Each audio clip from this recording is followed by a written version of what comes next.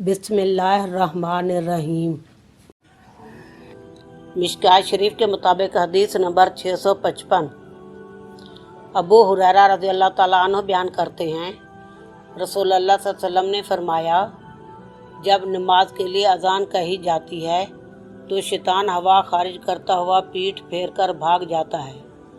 हत्ता कि वो अजान की आवाज़ नहीं सुनता। बस जब अजान मुकम्मल हो जाती है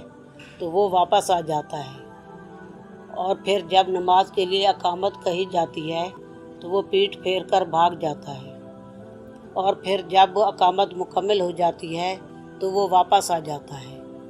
और वो आदमी के दिल में वसवसे डालता है और कहता है फ़लाँ चीज़ याद कर, फ़लाँ चीज़ याद कर, ऐसी बातें याद कराता है जो उसे याद नहीं थी, हत्ता कि आदमी की ये कैफियत हो जाती है कि उसे पता नहीं चलता कि उसने कितनी रकअतें पढ़ी हैं।